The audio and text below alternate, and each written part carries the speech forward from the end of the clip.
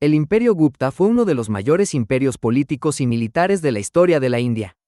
Fue gobernado por la dinastía Gupta entre 320 y 550 después de Cristo y ocupó la mayor parte de la India septentrional y de los actuales Pakistán Oriental y Bangladesh.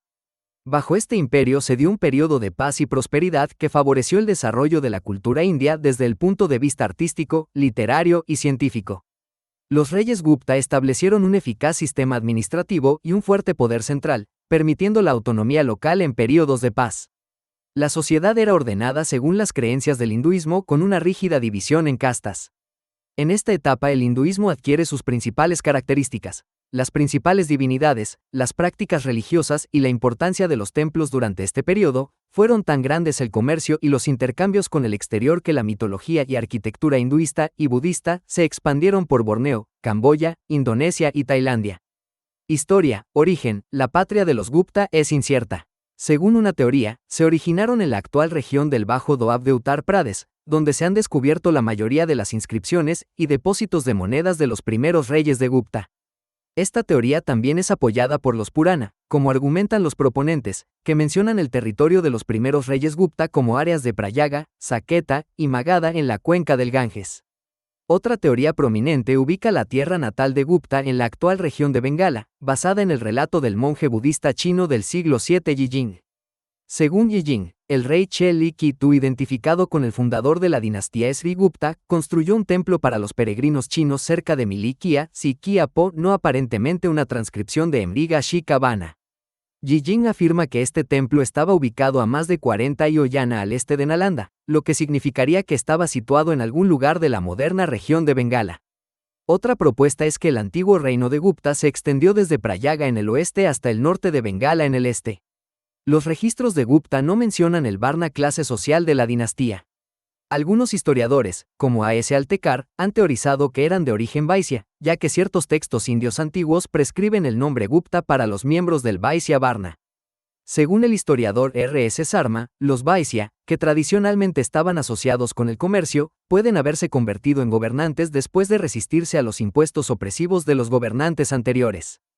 Los críticos de la teoría del origen Vaisya señalan que el sufijo Gupta aparece en los nombres de varios no Vaisya antes y durante el periodo Gupta, y el nombre dinástico Gupta puede haber derivado simplemente del nombre de Prabhavati Gupta. Algunos estudiosos creen que el nombre de su Gotra clan paterno era Dharana, pero una lectura alternativa de estas inscripciones sugiere que Dharana era la Gotra de su madre Kuberanaga. Sri Gupta y Ghatokacha. El momento más probable del reinado de Sri Gupta es 240 hasta el 280 después de Cristo.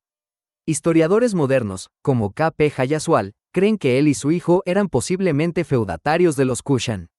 Su hijo y sucesor Ghatokacha gobernó probablemente en 280 hasta el 319 después de Cristo. En contraste con su sucesor, Chandragupta I, a quien se menciona como Maharajadiraja, él y su hijo Ghatokacha figuran en inscripciones como Maharaja. A principios del siglo V, los Gupta establecieron y gobernaron unos pequeños reinos hindúes en Magadha y alrededor de lo que hoy en día es Bihar.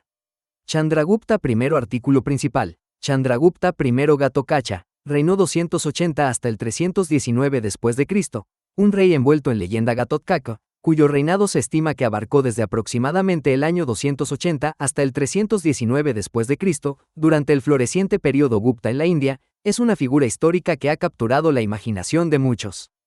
Sin embargo, a pesar de su importancia potencial, la información concreta sobre su vida y reinado es sorprendentemente escasa.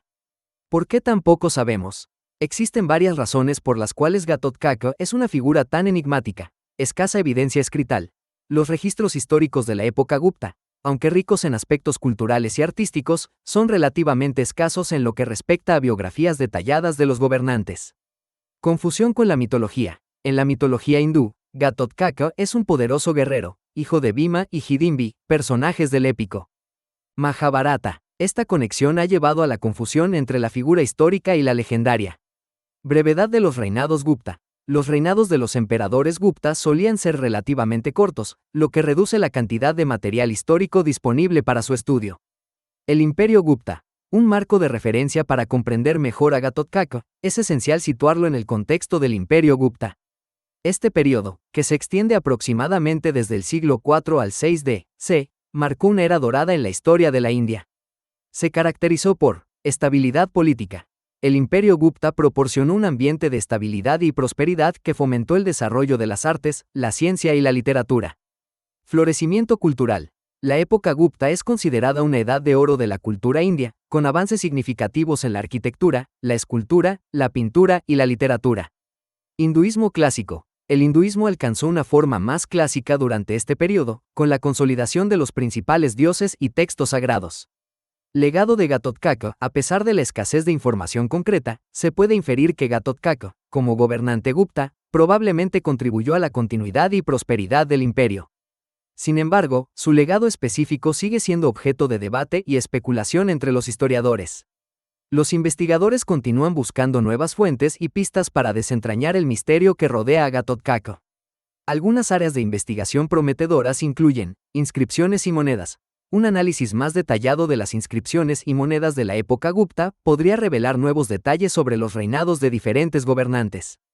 Textos literarios. La literatura sánscrita, especialmente los poemas épicos y las Puranas, podrían contener alusiones o referencias a Ghatotkach que aún no han sido identificadas.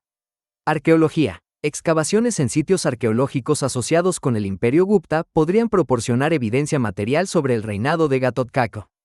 Ghatotkach en la cultura popular. La figura de Ghatotkach, gracias a su conexión con la mitología hindú, ha trascendido los límites de la historia y ha encontrado un lugar en la cultura popular. En diversas obras de arte, literatura y videojuegos, Ghatotkach es representado como un poderoso guerrero con habilidades sobrehumanas. En conclusión, Ghatotkach sigue siendo una figura envuelta en misterio. A pesar de la falta de evidencia histórica concreta, su nombre está asociado con uno de los periodos más brillantes de la civilización india. La combinación de su conexión con la mitología y su papel potencial como gobernante Gupta lo convierten en una figura fascinante para historiadores y amantes de la cultura india. Chandragupta Maurya, 322 hasta el 298 a.C., absolutamente. Chandragupta Maurya y su imperio fueron fundamentales para la historia de la India antigua. Aquí te presento una visión más completa y detallada. El imperio Maurya bajo Chandragupta Maurya, 322 hasta el 298 a.C., fundación y expansión. Unificación de la India. Chandragupta logró unificar una gran parte del subcontinente indio, estableciendo un imperio que se extendía desde el actual Afganistán hasta Bengala. Conquistas militares. Su ascenso al poder estuvo marcado por una serie de conquistas militares estratégicas. Derrotó a la dinastía Nanda, que gobernaba Magadha, y luego se enfrentó a los griegos seleucidas, obteniendo territorios en el noroeste de la India. Capital en Pataliputra. Estableció su capital en Pataliputra, actual Patna, una ciudad estratégicamente ubicada en el río Ganges y que se convirtió en un centro político, económico y cultural. Organización y gobierno. Sistema administrativo. Implementó un sistema administrativo centralizado y eficiente, dividiendo el imperio en provincias y distritos, con funcionarios designados para cada nivel. Este sistema permitió un control efectivo sobre vastos territorios. Ejército poderoso. Mantuvo un ejército grande y bien equipado, que era esencial para mantener la integridad del imperio y repeler posibles amenazas externas. Influencia griega. Las interacciones con los griegos seleucidas, especialmente después de las conquistas de Alejandro Magno, introdujeron elementos de la administración griega en el imperio Maurya. Aspectos económicos y sociales. Agricultura. La agricultura era la columna vertebral de la economía. Se implementaron sistemas de riego y se fomentó el cultivo de una variedad de productos agrícolas. Comercio. El comercio floreció, tanto a nivel interno como externo. Rutas comerciales importantes conectaban el imperio con regiones lejanas, como Asia Central y el Mediterráneo. Artes y cultura. El período Maurya fue testigo de un florecimiento de las artes y la cultura. Se construyeron grandes monumentos y templos, y la literatura sánscrita comenzó a desarrollarse. Legado y significado histórico. Base para imperios posteriores. El imperio Maurya sentó las bases para futuros imperios indios, como el imperio Gupta. Unificación y consolidación. Chandragupta Maurya logró unificar una gran parte del subcontinente indio, estableciendo un precedente para la unidad política en la región. Influencia en el hinduismo.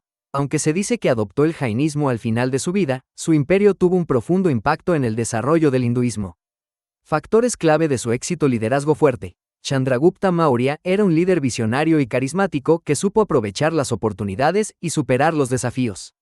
Organización militar eficiente. Su ejército bien entrenado y disciplinado fue fundamental para sus conquistas y para mantener el control sobre el imperio.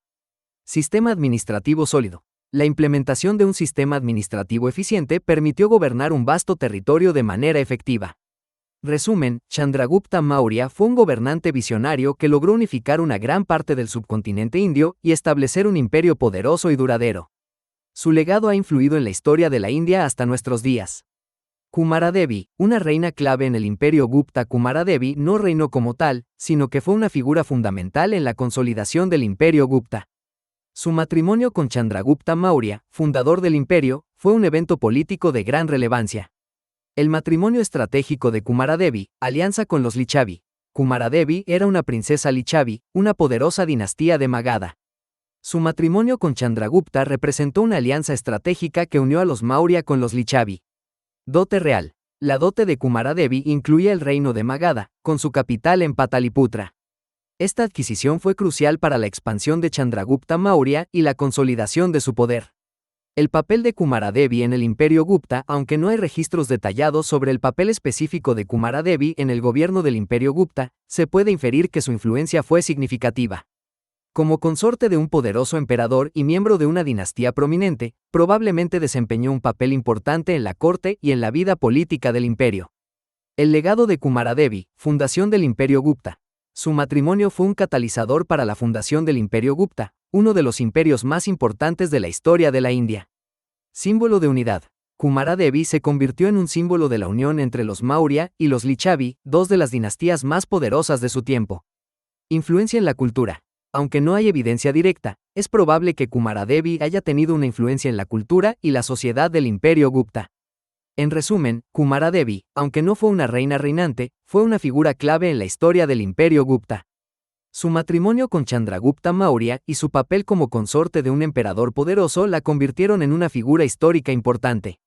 El pueblo más poderoso de Magadha. Con una dote del reino de Magadha, con capital en Pataliputra, y una alianza con los Lichavi de Nepal, Chandragupta se dedicó a expandir su poder, conquistando gran parte de Magadha, Prayaga y Saqueta. Fundó un reino que se extendía desde el río Ganges hasta Prayaga, actual Prayagraj, hacia 321 después de Cristo. Asumió el título imperial de Maharajadiraja y amplió su imperio a través de alianzas matrimoniales. El reino de Magadha. Un semillero de imperios. El reino de Magadha fue un antiguo estado indio, ubicado en la región del Bihar actual. Su importancia histórica radica en que fue el núcleo desde donde surgieron algunos de los imperios más poderosos de la India, como el imperio Maurya y el imperio Gupta. Geográfica y estratégicamente importante. Magadha estaba estratégicamente ubicada en la confluencia de los ríos Ganges y Son, lo que le proporcionaba una rica tierra agrícola y acceso a importantes rutas comerciales. Esta ubicación geográfica, junto con sus recursos naturales, la convirtió en una región muy codiciada. Dinastías que gobernaron Magadha. A lo largo de su historia, Magadha fue gobernada por varias dinastías, cada una de las cuales contribuyó a su ascenso como una potencia regional. Algunas de las dinastías más importantes fueron dinastías que gobernaron Magadha. A lo largo de su historia, Magadha fue gobernada por varias dinastías, cada una de las cuales contribuyó a su ascenso como una potencia regional. Algunas de las dinastías más importantes fueron la dinastía Haryanka, fundadores del imperio Magadha. La dinastía Haryanka marcó un hito crucial en la historia de la India antigua. Originaria del reino de Magadha, esta dinastía sentó las bases para la formación de grandes imperios que dominarían el subcontinente indio.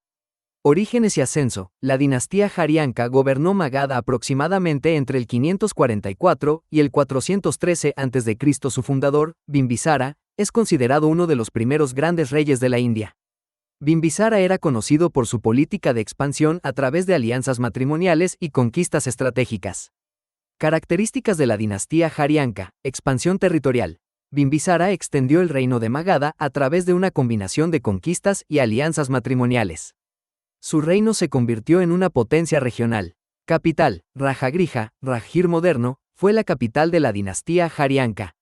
Esta ciudad fortificada, situada en las colinas, ofrecía una protección natural. Religión. Bimbisara era un contemporáneo y seguidor de Buda.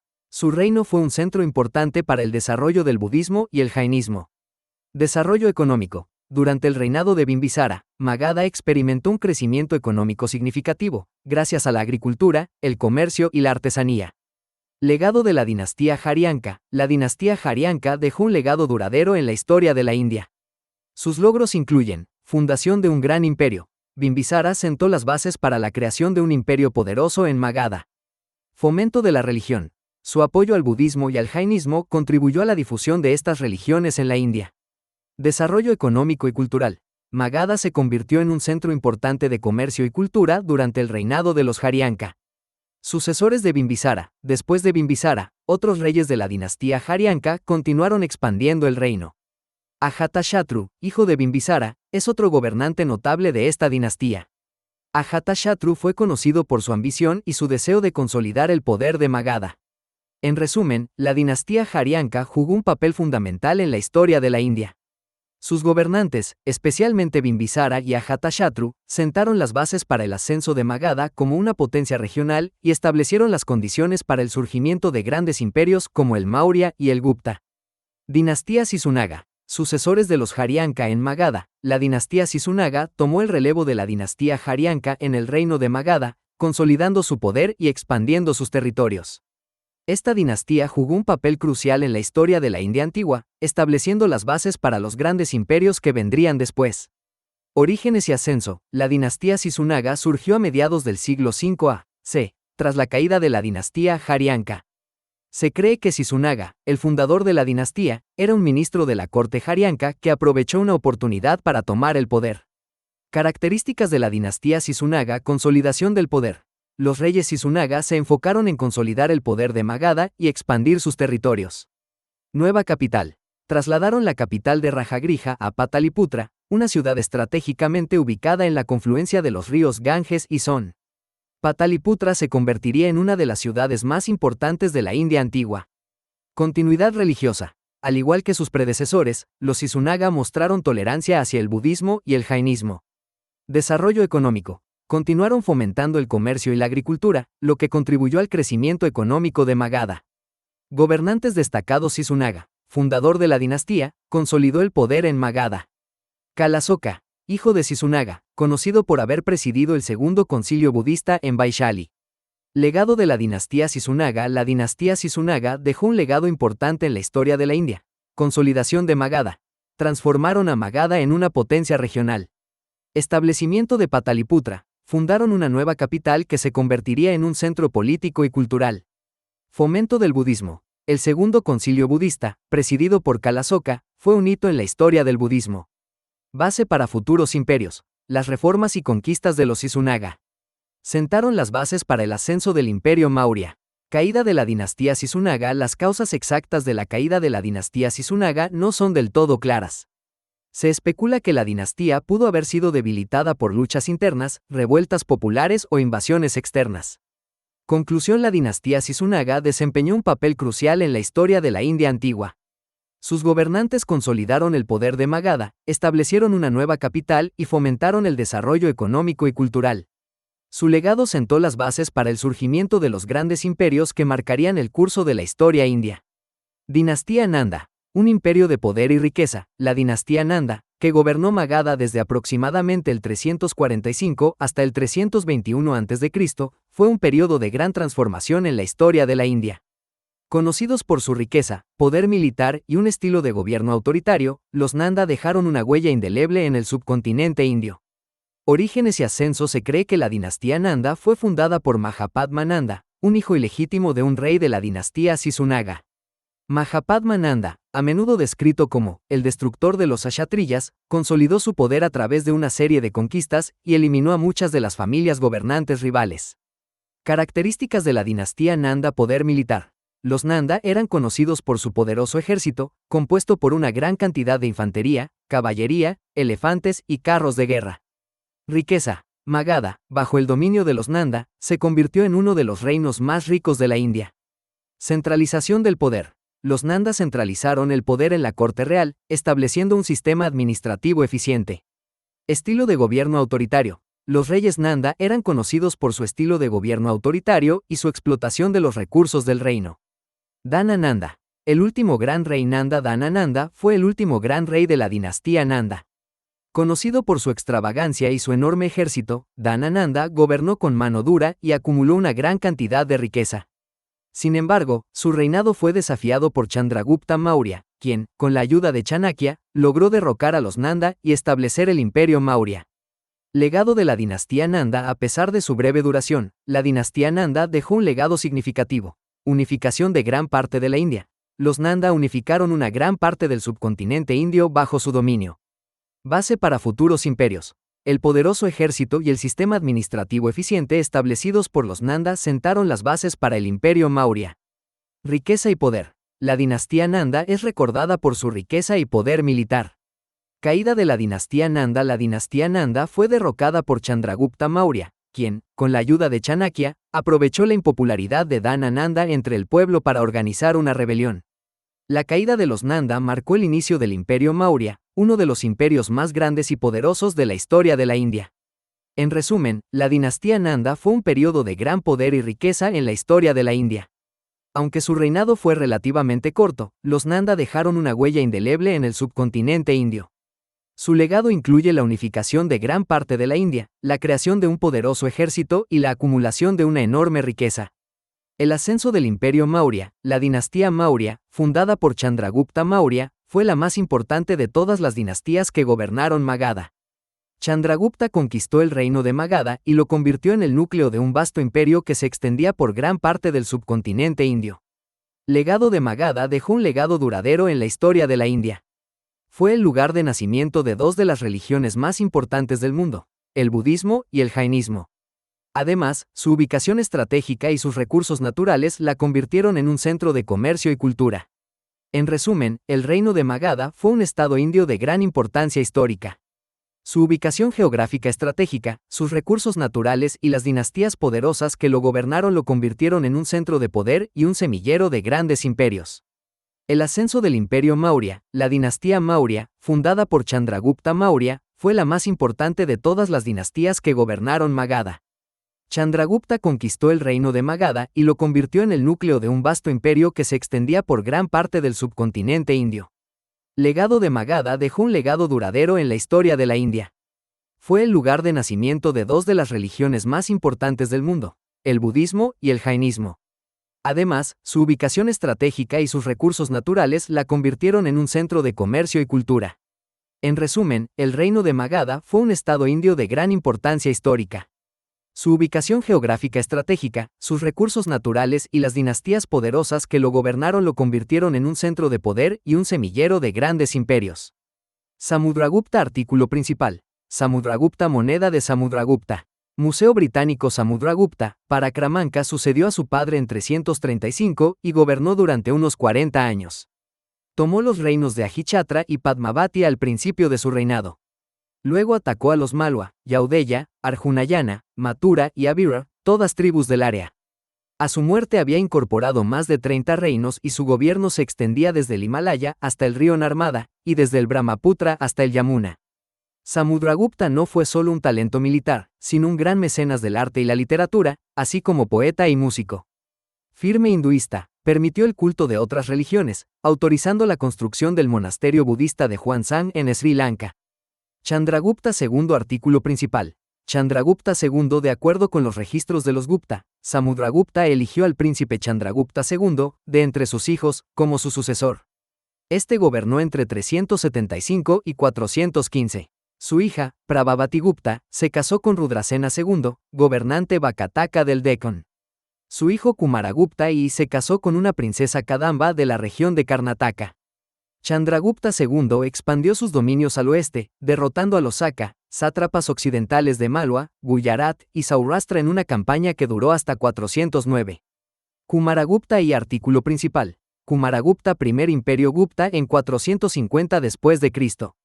Chandragupta II fue sucedido por su segundo hijo, Kumaragupta quien asumió el título de Mahendraditya. Gobernó hasta 455. Skandagupta. Artículo principal. Skandagupta, hijo y sucesor de Kumaragupta se considera generalmente el último de los grandes gobernantes Gupta. Asumió los títulos de Vikramaditya y Kramaditya. Derrotó a la amenaza de Pushyamitra, pero luego tuvo que enfrentarse con la invasión de los heftalitas, también llamados hunos blancos, provenientes del noroeste. Repelió el ataque en c. 455, pero los gastos de la guerra llevaron al agotamiento de los recursos del imperio y contribuyeron a su decadencia. Declive del imperio. Después de la muerte de Skandagupta, el imperio decayó claramente. El trono pasó luego a Purugupta 467 hasta el 473, Kumaragupta y 473 hasta el 476, Budagupta, 476 hasta el 495, Narasimhagupta, 495, Kumaragupta III, 530 hasta el 540, Vishnugupta, 540 hasta el 550, y dos reyes menos conocidos, llamados Vainhasyupta y Vanugupta. En los años 480 los heftalitas desbarataron las defensas de los Gupta en el noroeste, y hacia 500 invadieron gran parte del imperio, que se desintegró por los ataques de Toramana y de su sucesor Mihirakula.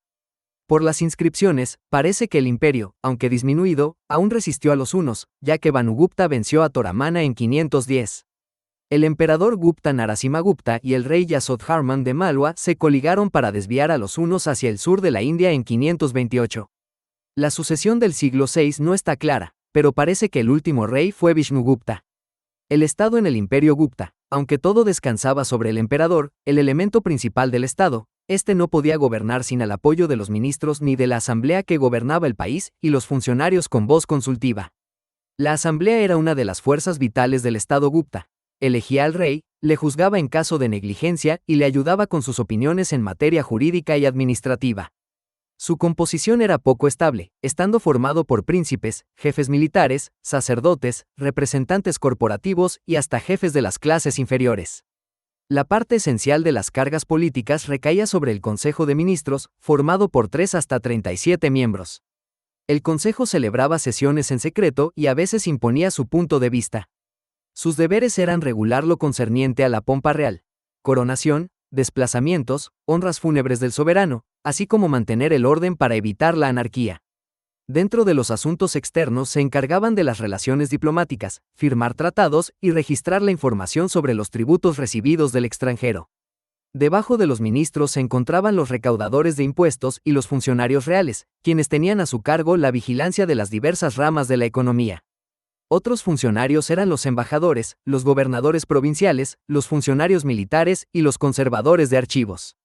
En lo más bajo de la burocracia estatal figuraban los trovadores y heraldos, los escribas, los portadores de insignias reales, los guardias del tesoro y del harén, los espías, los conductores de carros y elefantes, los centinelas, los criados y los guardias. Ejército moneda de oro de la era Gupta con un rey Gupta sosteniendo un arco escultura de Vishnu. Siglo V. El imperio Gupta no podría haber triunfado sin una buena organización militar. Las fuentes principales de información en este campo son chinas y de observadores occidentales, aunque hay un documento indio contemporáneo considerado clásico, el Siva Dhanur Veda, que ofrece una visión interna del sistema militar de los Guptas. Los Gupta parecen haber basado su ejército en los arqueros de infantería, equipados con un gran arco de metal o de bambú y flechas de bambú con punta metálica. A diferencia del arco compuesto usado por sus enemigos asiáticos, el arco de este diseño sería menos propenso a la deformación en las condiciones de humedad prevalecientes en la región. El arco indio fue un arma poderosa, capaz de un gran poder de penetración y efectiva contra los arqueros a caballo invasores.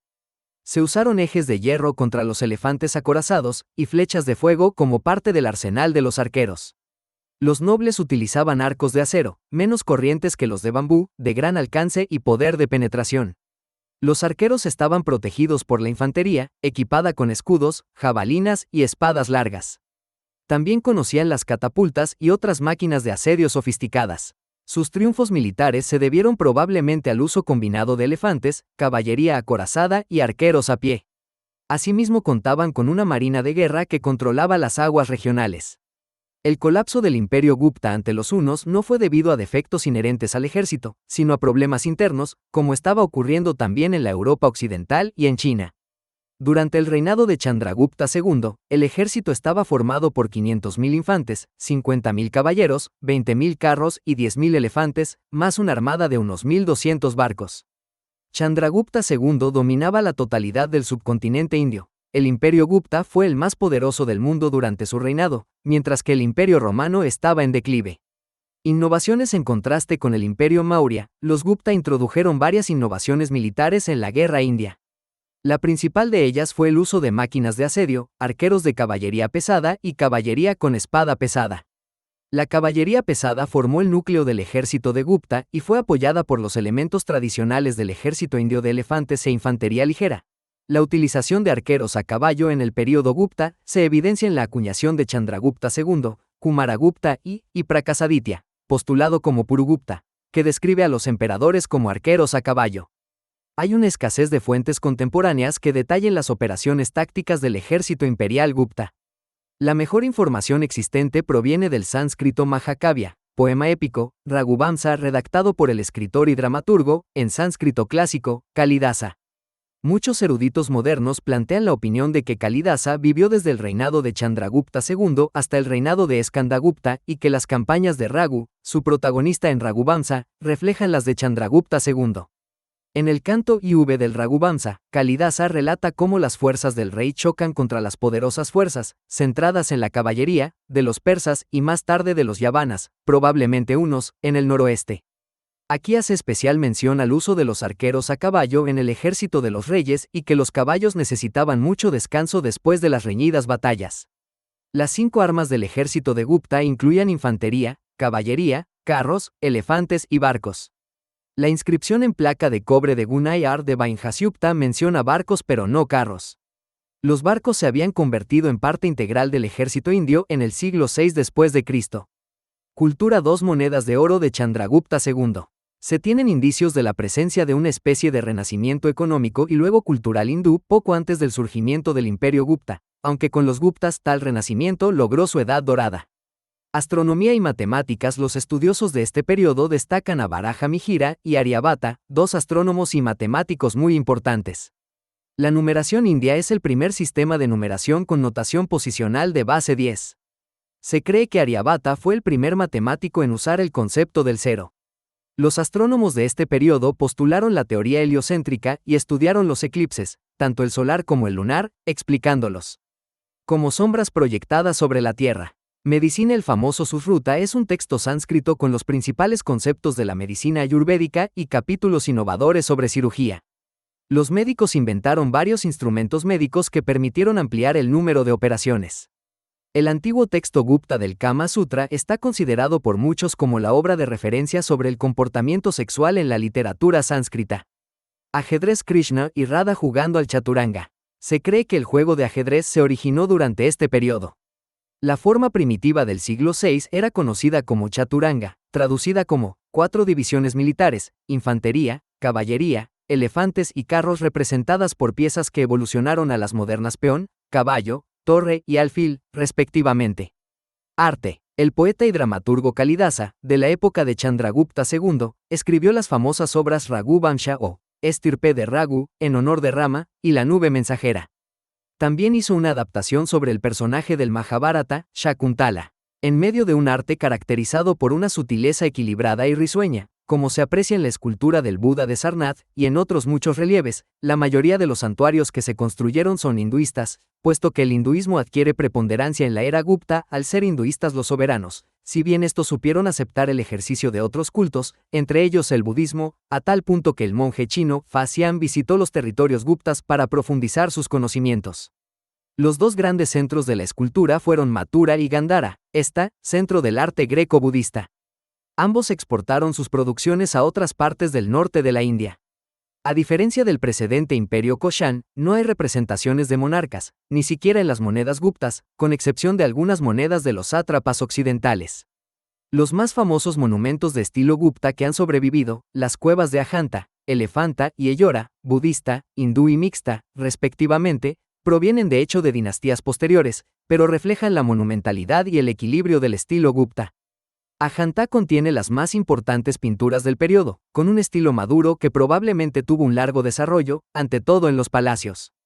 Borobudur en Java, Indonesia. El diseño de las construcciones en la arquitectura Gupta refleja la influencia de la India en la región.